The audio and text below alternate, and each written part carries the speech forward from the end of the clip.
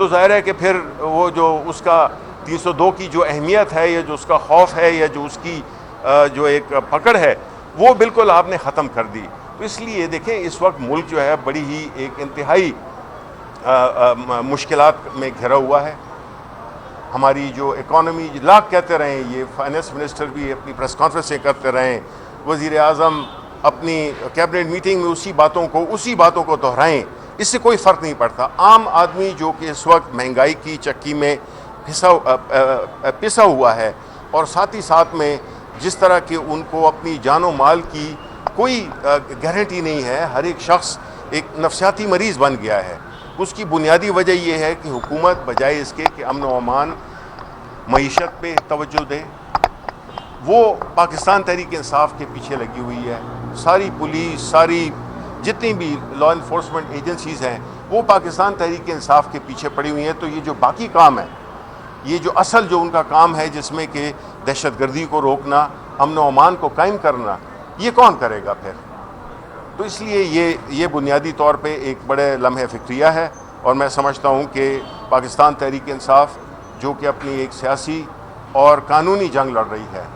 ہم سیاسی لوگ ہیں, ہم کوئی دہشت گرد نہیں ہیں, ہم سیاست پہ یقین کرتے ہیں, ہمارا مقابلہ سیاست میں کیا جائے. یہ جو آج پیچھے بیٹھے ہوئے ہیں, یہ اس کے پیچھے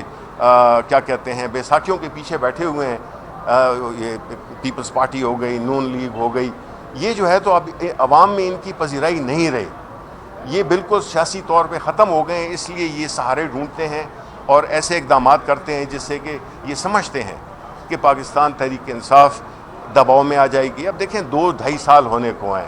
یہ جو ظلم و ستم لگا ہوا ہے یہ جو ہے تو اگر اسی طرح چلتا رہا تو اس سے ملک میں وہ نہیں آئے گا, استحکام نہیں آئے گا, لوگوں میں ایک وہ اضطراب کی کیفیت وہ برقرار رہے گی, اور یہ ملک کی نہ معیشت کے لیے ٹھیک ہے نہ ملک کی بقا کے لیے ٹھیک ہے. اس لیے کچھ ہوش کے ناخن لیں اور ایک ایسا ترتیب بنائیں جس میں کہ سیاست بھی چلے, سیاسی پروٹیسٹ بھی ہوں. پروٹیسٹ سیاسی ہمارا جو 24 کو ہو رہا ہے, دیکھیں یہ ہم ایک سیاسی ہمارا ایک حق بنتا ہے, قانونی آئینی حق بنتا ہے کہ ہم بڑے پرامن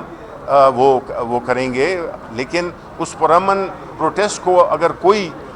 انتشار میں تبدیل کر دے اپنی کہ جی ڈنڈا ماری ہو رہی ہے, آنسو گیس چل رہی ہے, اس قسم کی پکڑ دھکڑ ہو رہی ہے, تو وہ ایک آپ انکریج نہیں کر رہے ہیں, آپ ایک اس کو ایک اچھے بھلے ایک سیاسی اجتماع کو, ایک سیاسی جدوجہد کو, ایک سیاسی ایک ایونٹ کو آپ جو ہے تو اس کو آپ وہ بنا رہے ہیں, ایک انتہائی اس والا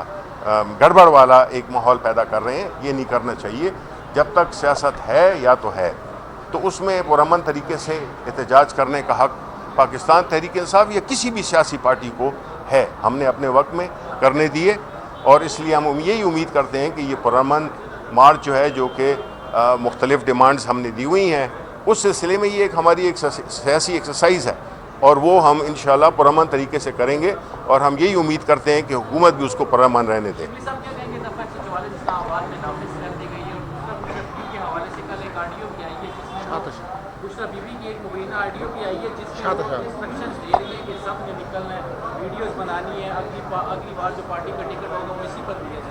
دیکھیں دفعہ 144 تو ایک بہت ہی ایک ایسی دفعہ ہے جس میں کہ ہمیشہ کسی بھی سیاسی ایکٹیویٹی انگریزوں کے زمانے کا بنایا ہوا قانون ہے,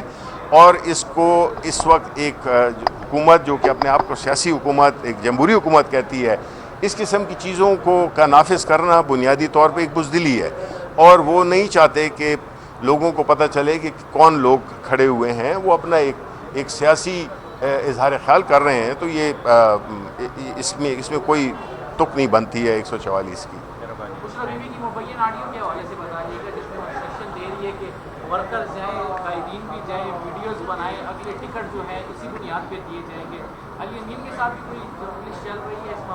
نہیں کوئی چپکلش نہیں ہے. دیکھیں بات یہ ہے کہ اس وقت وہ خان صاحب کا میسج پہنچا رہی ہیں, اور ان کا جو آپ جن باتوں کا آپ نے ذکر کیا ہے, بنیادی طور پہ یہ تو ایک خان صاحب کی انسٹرکشن ہے, وہ ایک میڈیم ہے بشرا بی بی, اور انہوں نے وہ اس کو بیان کیا ہے کہ وہ ایکسپیکٹ کرتی ہیں کہ جو ہمارے پارٹی کے جو لیڈران ہیں، ہمارے پارٹی کے جو ورکرز ہیں، ایم این ایز ہیں، ایم پی ایز ہیں، وہ جو ہے تو اپنے کانسٹیٹوئنسی کے مطابق شرکت کو یقینی بنائیں۔